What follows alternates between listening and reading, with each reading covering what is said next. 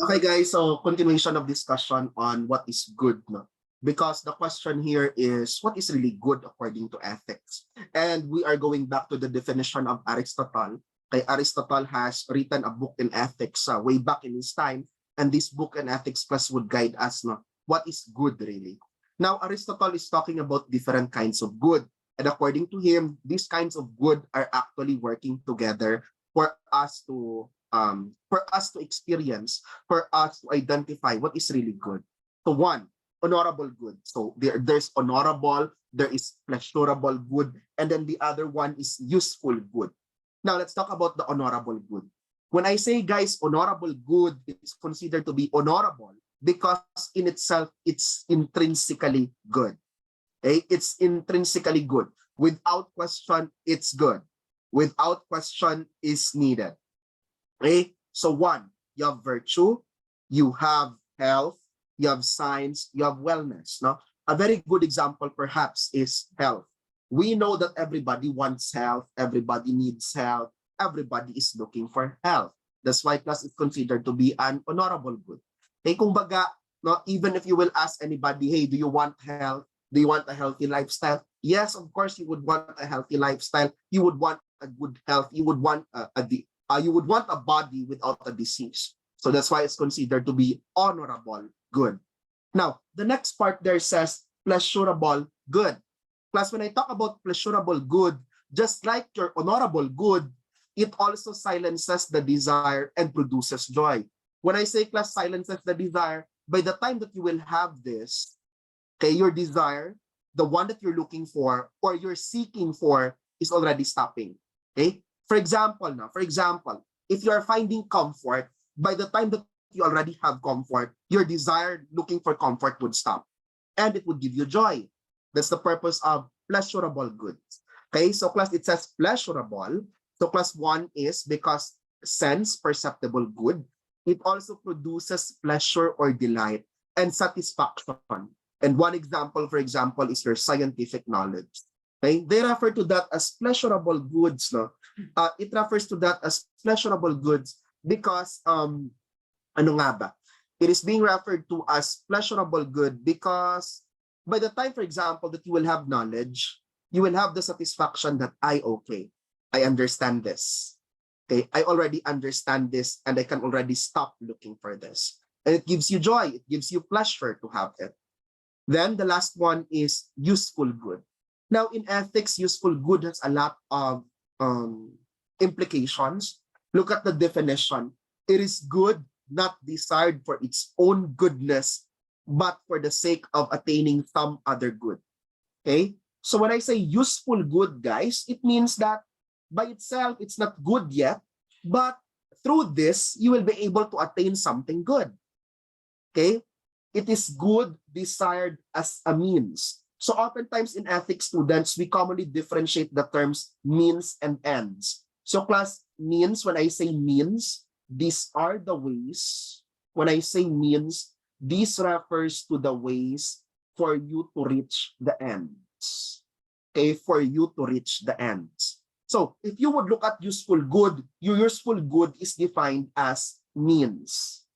Okay? Means lang siya. In other words, paraan lang siya para ma-reach natin ang real good talaga. Okay? It is not desired for its own sake, but for the sake of pleasurable or honorable good. So in other words, guys, your useful good is parang a stepping stone lang. Your useful good is parang a prerequisite for you to have your honorable good or your pleasurable good. Okay? That's what we meant by useful good. If you would look at the examples given in your textbook, that would enlighten you by saying that, okay, example, a bitter medicine to obtain health or a painful surgery to help a person recover from a disease. Okay? So for example, if the patient would undergo surgery, come to look at it, will patients be really excited to undergo surgery? Are patients really excited to undergo surgery? Of course not, no? Oftentimes, guys, mga pasyente, they would say, I don't want to go into surgery. I don't want my body to be sliced. So class, your surgery is an example of a useful good. And by the time, class, that after surgery, you would attain health, What type of good again? What type of good again is your health? Is it pleasurable or honorable? Honorable, sir. Okay, so it is considered to it is considered to be an honorable good. So class, surgery as a useful good became a way for me to attain the honorable good, which is the health. Okay, it became a way for me to attain the honorable good, which means health. Okay, kindly take note of that. For example, bitter medicine to obtain health. Okay, sometimes class, no, especially in pediatrics, you will need to give them medications. And sometimes these medications are non-palatable. When I say class non-palatable, okay, you won't like the taste. You won't like, the children would usually run away from the medication. But as a nurse, you don't have a choice but to give these medications. Another example, paracetamol. You're familiar with paracetamol, right? Paracetamol, I think most of you have taken paracetamol. Plus, in your pharmacology, you will know that there is paracetamol per orem. There is also a paracetamol that is given via IV. When I say students IV, it's given intravenously. So class, when I say intravenously, where does it pass through? Where will it pass through? Where? Sige. Wait, sir. Okay, it passes through the vein, no? In other words, class, if the common people would say it's inserted actually in your dextrose, quote unquote. Diba? Commonly, they would say dextrose, but not all of them students are dextrose. Ha? Some of them are not dextrose containing. So class, for example, if I would say paracetamol, students, your paracetamol IV is actually very painful to administer to your patient because this drug is considered to be oil-based. The drug is considered to be oil-based. Since it's oil-based, guys, by the time that it would enter the vein of the patient, there will be pain. Okay, there will be pain experience for your patient. So this experience of your patient is considered to be a useful good. Because later on, students, what will be the effect of paracetamol? What would it do to our body? It would. What's the effect of paracetamol, guys? Sige na, anybody, you're free to say it. What's the effect of paracetamol? So that you will understand the concepts. Yes, very good. It's considered a pain reliever. And then others would say, yes, other than pain reliever. For you, what's the reason why you are taking paracetamol? Okay, to lower the temperature. Very good. Okay, so class, those are the two effects of your paracetamol. To decrease the pain and to lower the temperature. And the decrease of pain class and the decrease of temperature would go back to your honorable good. Okay, these are examples of your honorable good. Okay, so sometimes your patient need to undergo some pain for them to understand, okay, for them to attain something good for their body also. And as nurses, we explain it to them. Okay, so for example, guys, when you're giving paracetamol, you need to administer it slowly so that it will not be painful on the part of your patient, and then you need to dilute it. Okay, you need to dilute it. In other words, you're mixing it with your solute or you're mixing it with your solvent, such as your plain NSS, so that it will be minimal pain on the part of your patient. In the hospital, this is not written in the textbooks, but in the hospital class, what we do in addition to that is that we get the cotton balls with alcohol and then we wipe it here on the skin of the patient in such a way that your patient would have a cooling effect. Okay, that's one thing that we do, but it's not written on the textbooks. So not for board exam, but then for practice later on, you can do that. Okay, now, so class, when you're talking about good, it could be honorable, it could be pleasurable, it could be useful. And these goods, guys, are analogous and relate to each other in varying situations. Okay? Oftentimes kasi, no, if you would look at the term, you might be thinking, I don't want the pleasurable goods. I would want the honorable good only because I'm not into pleasure. But humans as we are, it is the nature of humans to seek goodness. Okay, so oftentimes, you don't know that even if you are addressing honorable good, you're also addressing the pleasurable good because this is what our human nature is searching for. Now, honorable and pleasurable good are linked together since the source of joy is the good and the root of pain is evil. What do we mean by that, class? when I talk about source of joy is good, okay, that goes back to your honorable. In your pleasurable good class, what you're trying to do is that you're trying to remove the evil experience here. Okay, you're trying to remove the evil experience in such a way, class, that your patient will be able to, okay, that the patient will be able to reduce the unintentional or the unwanted, okay, or the unwanted experiences that they are having. Okay, kindly take note of that. Now, goodness.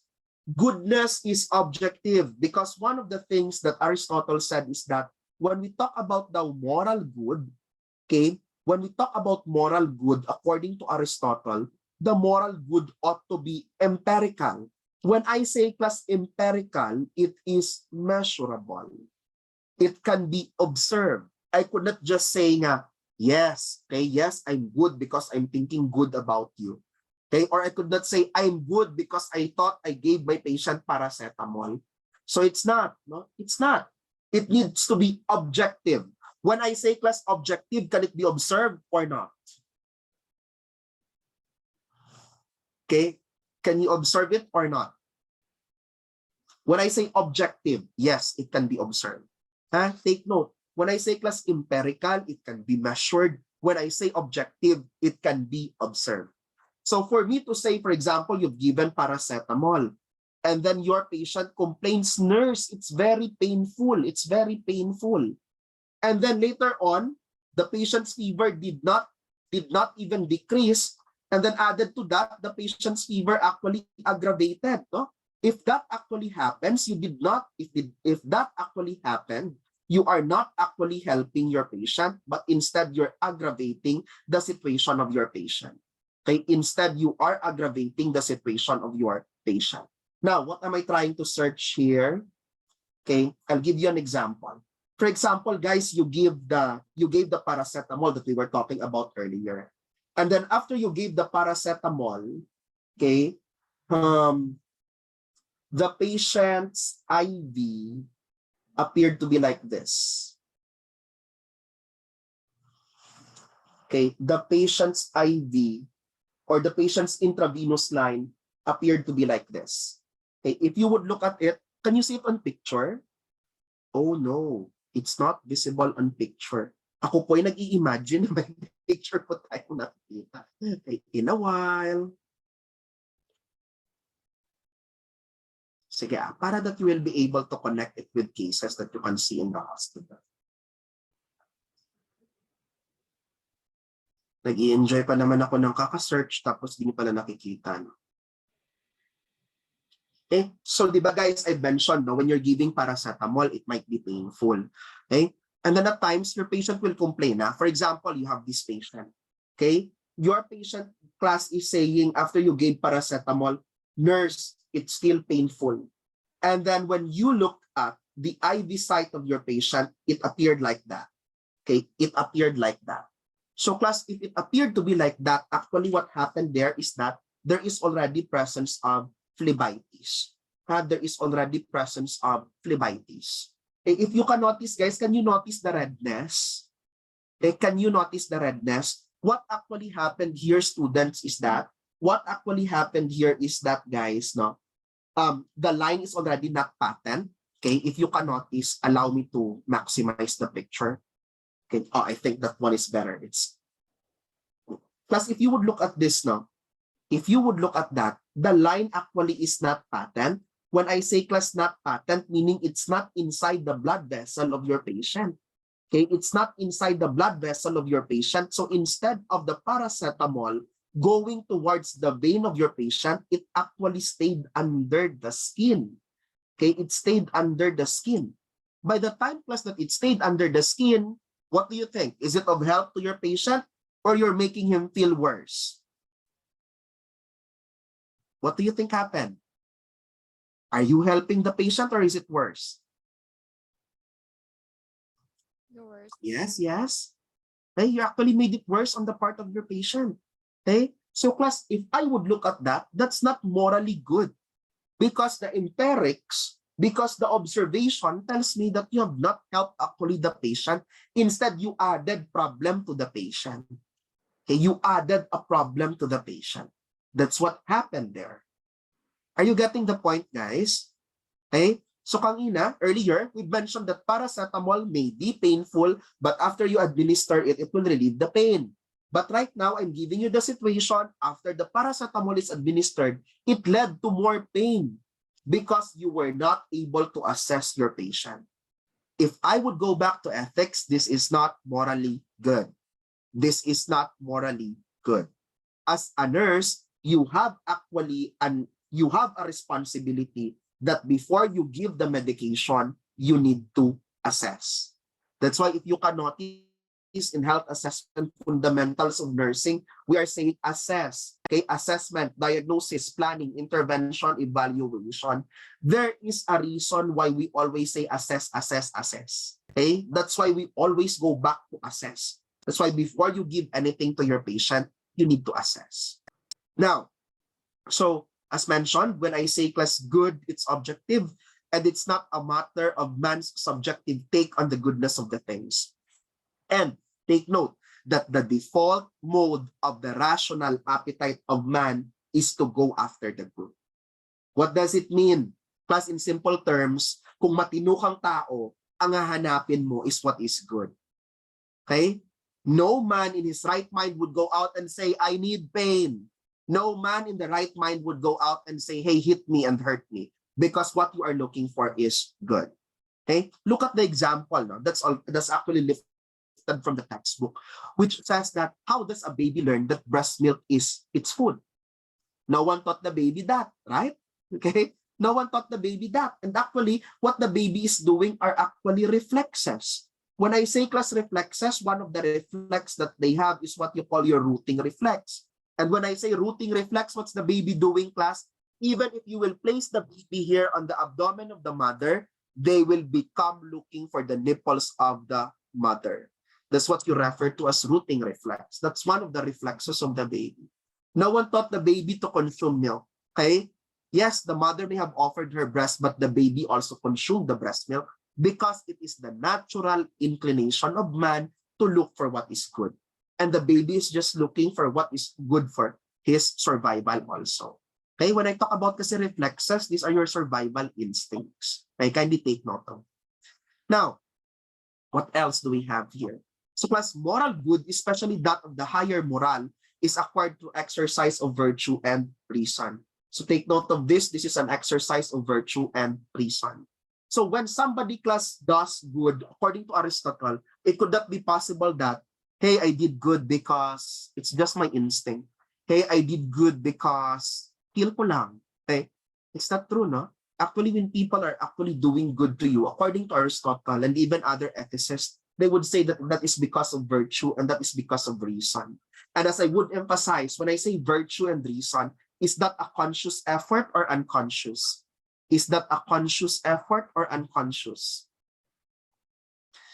Class, when I say virtue and reason, conscious ba yan or unconscious? Students, when I say reason and virtue, are you doing it consciously or unconsciously? Okay, so again, class, that's conscious. In other words, you're aware that you're doing it. You're aware that you're doing it. And then class, any existing thing or living being, it's not good because it is desirable. It is desirable because it is good. Right? That may sound some word of wisdom, but if you would come to think of it on second thought, class, it would have high applicability. Now, there are laws, norms, and codes that use as reference point for human acts. No? So how can we determine whether the act is good or not? Okay? We have already realized that we could not do it by our mere intuition. Hindi po pwede na maghula-hula tayo. Ay, feeling ko good yan. Ay, feeling ko bad yan. And then, so hindi pwede, especially that we are in the healthcare, we are dealing lives. So we have laws, we also have norms, we also have codes that we use as reference point for the human acts. Now, one, the natural law. Plus, when I say natural law, it could be equated to your eternal law. And class, what's the basis of this natural law or eternal law, class? It is good because this is what God said so. Okay, I would like that to write that as God with big G and small g. Okay, big G for those who are Christians, small g class for all those other religions that we respect. Okay, so class, eternal law. If you would look at eternal law, they would say, I am doing this because according to God, this is how it should be. I am doing this because according to God, this is the mandate according to the Ten Commandments. Other religion would say, Muslims, for example, would say, according to the Quran, this is what is indicated. So when I talk about natural law, it is eternal law because implanted in beings with reason and inclining them towards the right action and an end. So oftentimes they will say, you will ask them, why did you do that? Because God, my Savior, told me to do so. That's eternal law. That's eternal law. Next, natural law class is consists also of the very light reason that enables man to discern good from evil. No? So some would say that this is the higher reason. This is the inner voice according to the divine lawgiver, whoever that divine lawgiver is according to our patient. Hey, take note of my emphasis. I've emphasized earlier the small letter G, God. Yes, I'm a Christian. There's no question to that. But as a nurse, we also acknowledge those other faith that we have. Okay? We do not insist, guys, and tell our patient, hey, sir, this is a Catholic hospital. You need to be converted for you to come here. Okay? That's not the case. We take care of our patients even though they are from different walks of life. Okay? And it is natural because it is consists of the light of reason that each person has by their nature. Now, you have your civil laws. Plus, your civil laws would protect the freedom of the people. Okay? It would protect the freedom of the people. In other words, plus, it talks about our rights. It talks about our rights. Okay? Class, in what particular document in our laws are your rights enshrined? In what particular document in our laws are your rights enshrined? What do you call that document? Sige na, what do you call that document? I'm looking for chat. Yes. I hope you're familiar with this document because this has been taught for you several times already in history. What do you call that, class? What do you call that document? Okay, the highest law of the land that contains our Bill of Rights. What do you call that? Okay, your constitution. Okay, it will be your constitution. Okay, class, Bill of Rights, which is enshrined in your constitution. Here in the Philippines, we refer to that one as your 1987 constitution. And your Bill of Rights is indicated in article what? That is indicated in Article 3 of your 1987 Constitution. Okay? You might be wondering, sir, may kinalaman pa yan sa nursing? Yes, no. Okay, oftentimes we are asked what's the basis for this. So when I talk about civil laws, it says civil because when I say class civil, it's the law of the people. It protects the people. Okay? It protects the people. So it protects the freedom of the people. But you are also reminded that in every right, you have a responsibility. In every right, you have a responsibility. Now, oftentimes kasi, for example, you would say, I have the right to speech. I have the right to expression. Pag may right to speech ka or right to expression, pwede lang ba na kahit anong sabihin sa Facebook gagawin? Of course not. Okay? Of course not. That's not how we practice it. Because in every right, there is a responsibility. Okay? That's why in the hospital setting, guys, your patient would actually also have the patient bill of rights. There is a patient bill of rights. And then class, once you've given them the patient bill of rights, you also give them the patient responsibilities. That's to remind them that for the healthcare to be effective, it needs to be a two-way process. It's not possible that it will only be the nurse who will be working. Okay? There needs to be responsibilities. What are the responsibilities included there? The patient must take care of the aircon. The patient must not destroy the surrounding environment. The patient must be honest towards the nurses. Okay? That's one of the responsibilities, guys. Because whatever the doctors and the nurses are doing, it would not be beneficial if the patient is not honest. It would not be beneficial if the patient is not honest. Halimbawa, sabihin ng doctor, for example, the doctor would say, when did you have fever? Then the patient would say 5 days ago. Then sometimes it will come in the history taking wherein you need to ask, when did you have your last sexual contact? Kadalasan in Filipino setting, you might think, oh, sexual contact, will I answer that? Okay? Even if you had sex, or even if the patient would have sex actively with several partners, some of them will answer, no, doc, no, I did not have sex. No, I did not have sex. Okay? And sometimes as healthcare professionals, because of our practice, okay, and because also of our experience, we came to realize that we need to elicit it to them. Okay? When are we usually doing this if we're dealing with patient with HIV/AIDS? If you're dealing class with patient with HIV/AIDS, oftentimes it's difficult for them to admit. It's difficult for them to admit. It's difficult for them to say that they had sex with multiple sex partners because somehow they are in denial. Okay? But we are telling them, no, if you are trained already to interview them, like the physicians, among nurses, class, there's a training that you need to undergo. So if you're already trained for that, you can ask them directly, sir, have you had sex? By the time that they will say no, sir, again, for the purpose of your care, I would want to ask, have you had sex with multiple partners? Okay? Tapos they will say no, sir, I would like to ask again, for the past 10 years, have you had sex with multiple sex partners? Or have you had multiple sex partners? If you have noticed, guys, in health assessment, what's actually recommended, open-ended or close-ended question? When we are doing assessment generally, what is recommended? Open-ended question or close-ended question? Open-ended, di ba? Open-ended. But, okay, look at my questions earlier. Have you had sex? Have you had contact with multiple sex partners? Those are close-ended questions. Because you know that it's difficult for the patient to answer those questions.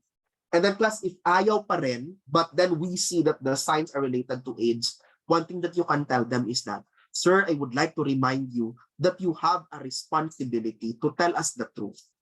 Because if you will not be telling us the truth, we will not be able to manage you properly. Because the medications, sir, for this type of disease, it's different from the medications that we're going to use.